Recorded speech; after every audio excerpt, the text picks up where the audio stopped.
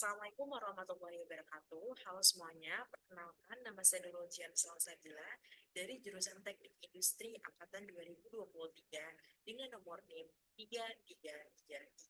3333230116. Pada hari ini saya akan perlihatkan bagaimana cara saya menyelesaikan tugas mingguan dari tutorial penelitian operasional 1.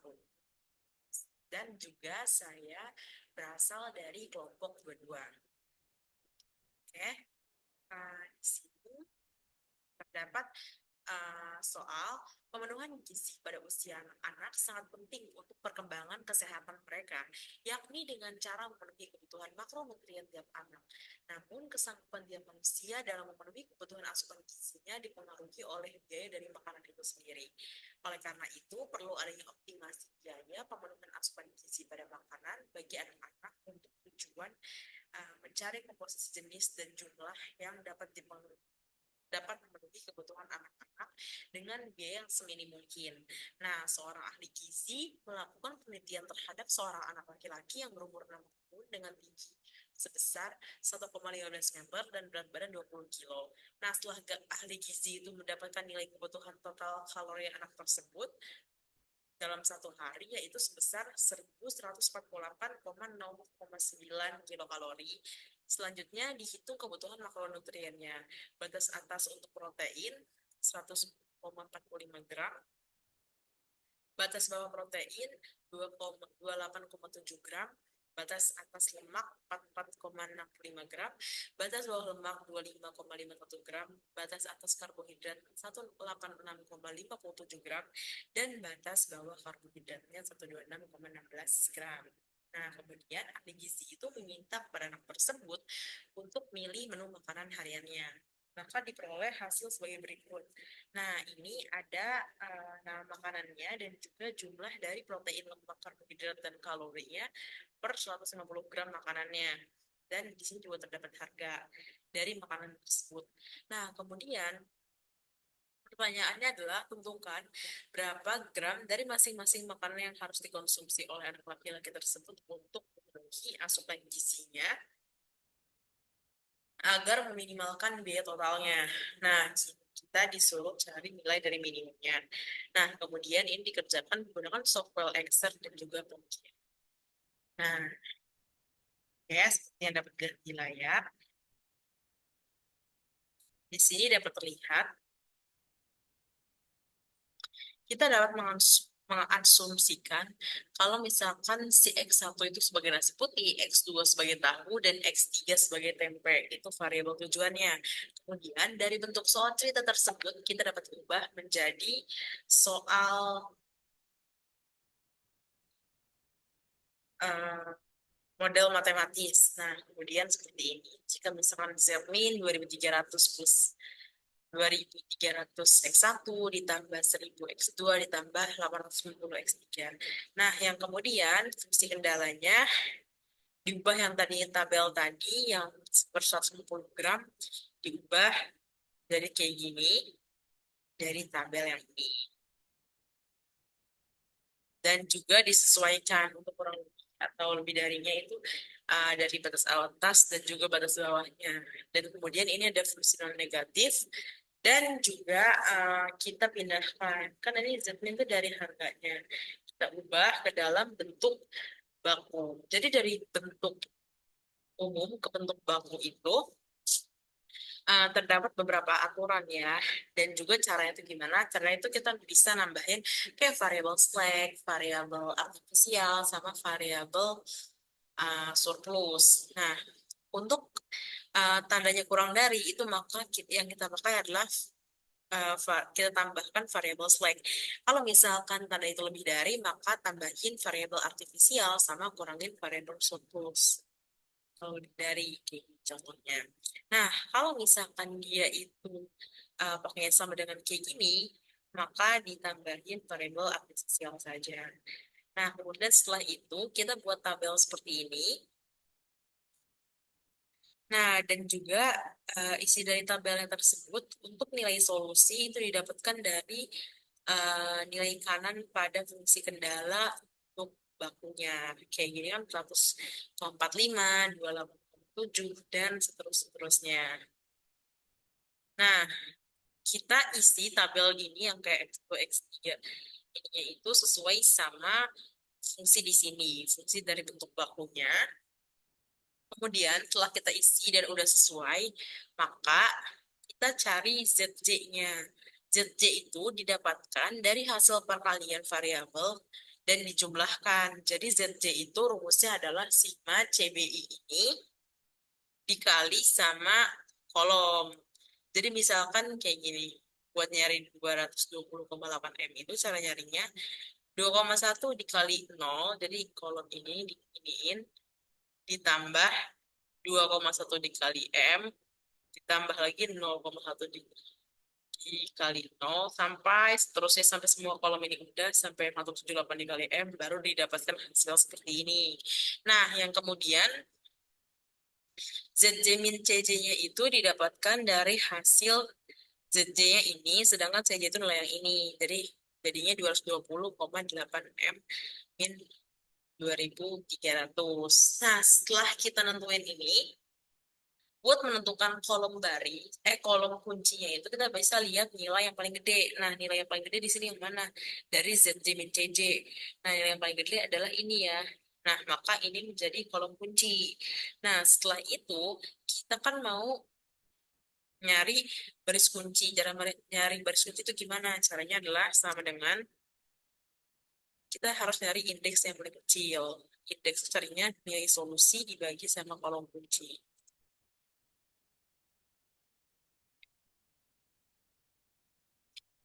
Jadi seperti ini.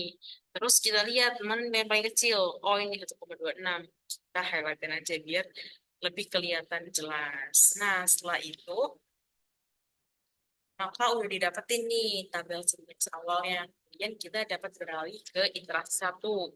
Nah, iterasi satu itu caranya gimana? Pertama kita isi dulu kolom-kolom dalamnya. Rumusnya itu pakai rumus dari ini ya.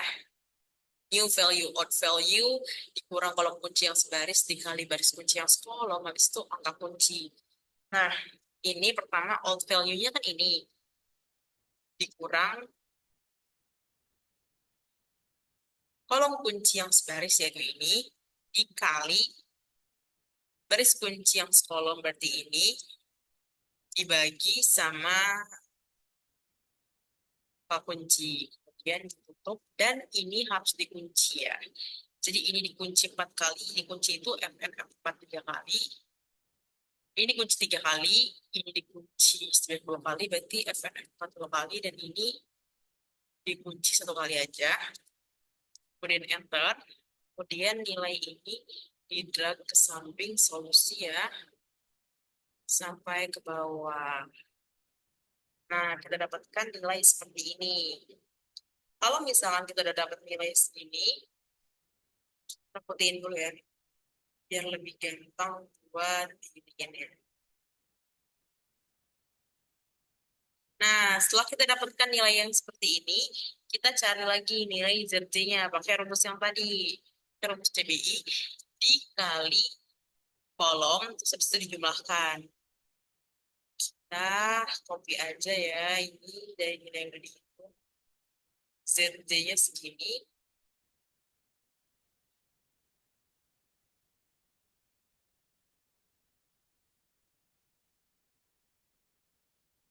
ZJ itu habiskan. Nah, udah dapet, kita lihat nilai ZJ min CJ dihitung, ditulis di sini. Habis itu kita lihat yang mana yang paling besar. Yang paling besar adalah X. Maka ini menjadi kolom kuncinya. Dan juga untuk mencari nilai ZJ sama ZJ min CJ-nya itu nggak ada cara di Excel karena itu ada variabelnya. Jadi nggak semuanya angka tapi ada hurufnya. Jadi kalau kayak gitu si Excel belum bisa buat hitungin. Nah, setelah itu kita bakal cari nilai indeksnya buat nentuin baris kunci, yaitu nilai indeks positif terkecil. Kalau lupa, ini kita bisa buat catatan kayak gini, biar waktu kita lupa kita bisa lihat. Baik itu. Solusi adalah, indeks adalah nilai dari solusi ini. Oke, bentar.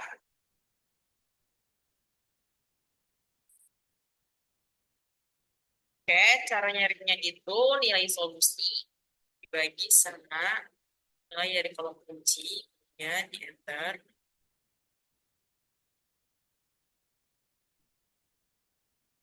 Tunggu sebentar. Jadi, kalau misalkan dari tabel simplex awal ke iterasi satu, baris kunci pada iterasi sebelumnya itu nilainya berubah. Nilainya itu gak sama kayak rumus angka yang lainnya. Jadi kalau ini kan ada di A2 ya, jadinya berubah jadi X2. Ini itu nilainya berubah, gak sama kayak yang semuanya itu. Jadi yaitu rumusnya adalah sama dengan old value-nya dibagi sama nilai angka kuncinya. Kemudian angka kuncinya ini kita kunci. Sekali aja kuncinya. Nah, tekan enter, kemudian kita tarik. Nah, ini bakal jadi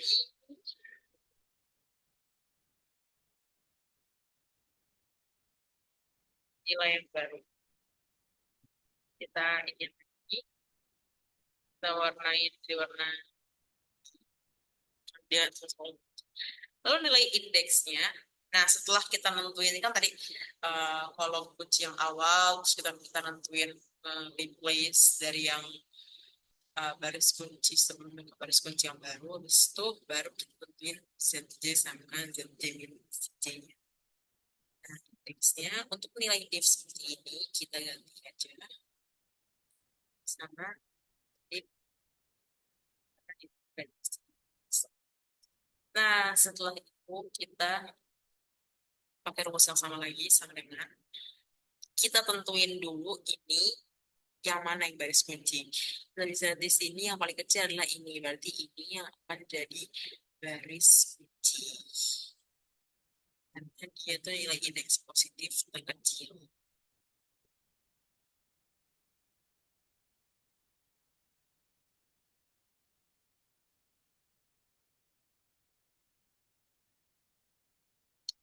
Warna yang lain kita highlight ya. Terus juga ini biar lebih mudah, kita bisa highlightin warna yang beda aja. Nah, apa kuncinya ya? Habis itu kita cari nilai yang ini, iterasi dua. Buat iterasi dua caranya gimana? Caranya itu sama aja kayak cara sebelumnya teman-teman. Jadi old value-nya ini kurang sama baris kunci, kolom kunci yang sebaris berarti nilai dia lagi dikali sama baris kunci yang sekolom dibagi sama nilai kuncinya sendiri. Di situ ini kolom kunci di sini tadi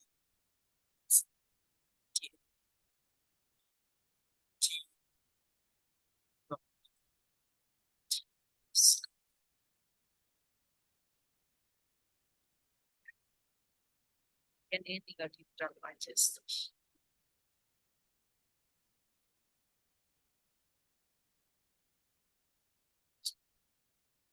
Nah, itu kita nentuin apa? Kita nentuin ini kan tadinya X1 sebagai kolom kunci dan juga sebagai baris kunci. Maka si kolom kunci ini diubah jadi ke si baris kuncinya si ininya. Maka ini diubah ya jadinya ini ya jadi X1 dan juga si X1 itu dari 300 diubah ke sini. Nah, maka tidak didapatkan hasilnya itu baris kunci di iterasi sebelumnya itu nilainya berbeda sama rumus yang barusan kita pakai. Jadi harus dihapus karena dia punya rumus tersendiri. Saya gampang aja sama dengan kalau yang value-nya dibagi sama kolom kunci, jadi jangan lupa buat di ya, sini sampai sini. Nah, setelah itu kita lihat, kita tentuin lagi. Kita hitung ZJ sama ZJ min CJ-nya. Kalau udah kita lihat yang mana yang paling besar, nilai ZJ min CJ-nya yang paling gede itu jadi kolom kunci. Kemudian yang paling besar kita tentuin indeksnya. Sama dengan indeksnya itu berapa? Indeksnya itu solusi dibagi sama kolom kunci, kemudian dan hasilnya dibagi ke bawah sampai aja 50 sampai ZJ. Nah, oke, ini cara yang sama.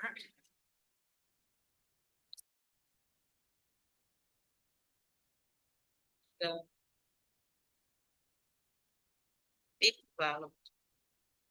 Nah, seperti ini. Tentuin baris kuncinya. Untuk baris kunci itu kita bisa lihat dari kecil, dari segi kecil, positifnya kecil. Nah, kemudian kita lihat ya, kecil. Jadinya kita tentuin dia sebagai baris kunci. Dan lalu seperti ini. Nah, untuk iterasi-iterasi selanjutnya itu benar-benar sama aja. Aku bakal coba ya, stepnya sama, yang dulu kita isi garis-garis ini. Nah, ya,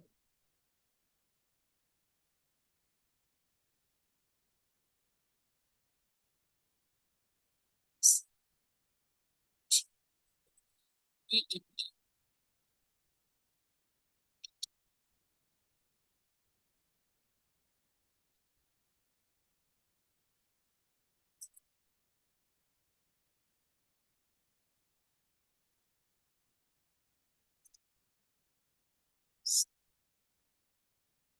hasil ini kita drop ke samping, ya. Kemudian ini juga ke bawah, ZJ. Nah, kemudian baris kunci pada ini sebelumnya, dengan baris kunci pada iterasi sebelumnya, itu nilainya berbeda sama baris kunci yang lainnya. Jadi ini harus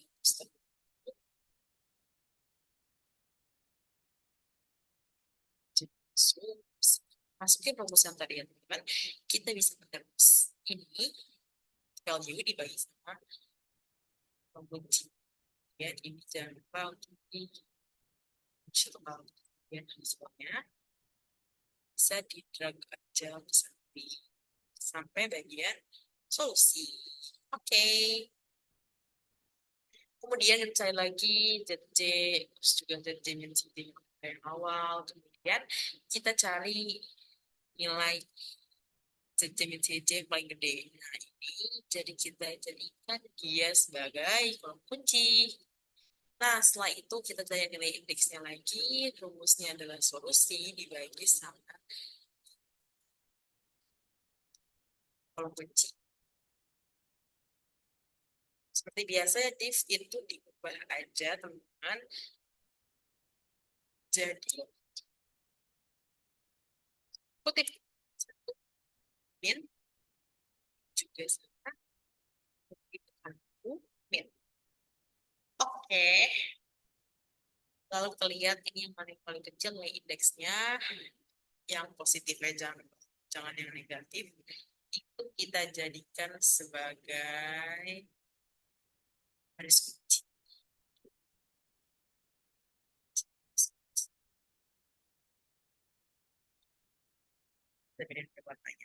Nah, untuk iterasi selanjutnya, kita lakuin lagi hal yang sama. Stepnya persis ya. Kita ikutin aja caranya.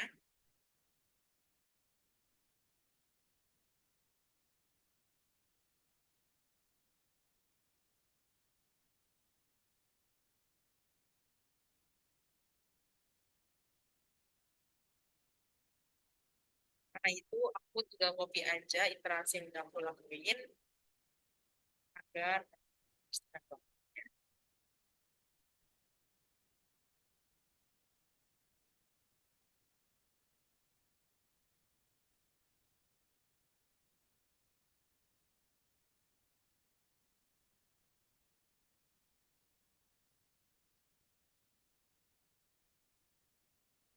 Nah, kemudian iterasi berhenti pada iterasi 6 karena nilai ZJ min CJ-nya itu kurang dari 0, maka itu sudah optimum. Jadi karena dia kita nyari nilai minimumnya atau nilai yang paling minimal, ketika ZJ min CJ-nya itu ya udah di kurang 0, di bawah 0, kurang dari 0, maka dia itu berarti sudah optimum.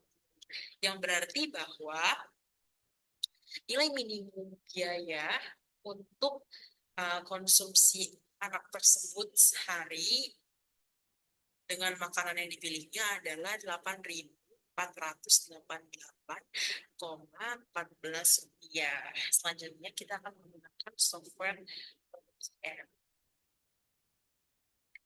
Menggunakan software OGM itu lebih mudah ya teman-teman dibandingkan sama software Excel karena dia nggak perlu rumus-rumus, tinggal masukin aja data yang kita pilih. Oke, ini tools aja. Nah, kemudian kita pilih linear programming sebelah kiri. Nah, namain apa aja itu terserah kita. Kalau ada formatnya, kita masukin formatnya. Oke, kemudian ini kan tadi kita udah tahu ya, kalau fungsi kendala itu ada 8, tapi kalau dikurangin sama zero negatif pada 7, formula 3 tadi yang pasti juga tempe. Oh, salah. Dan jangan lupa kita tuh objektif kita pilih yang ini. Nah, setelah itu kita proses. Ya, ini adalah satu.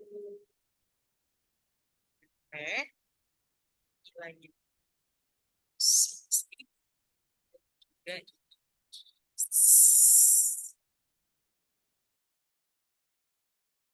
800. Ini kita lengkapi ya, batas bawah protein,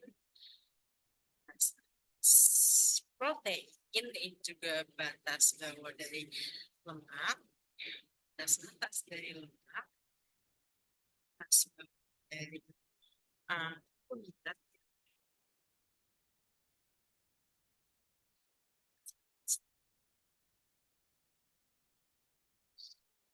dan juga ini favorit.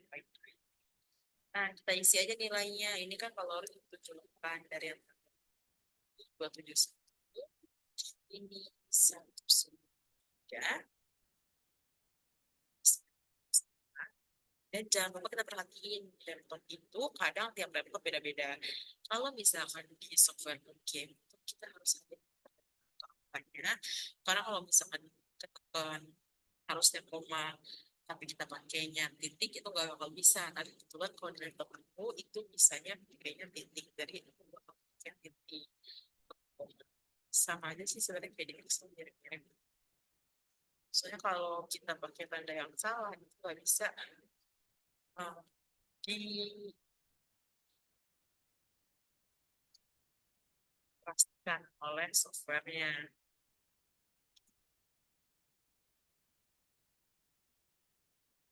Ya berdasarkan value sesuai.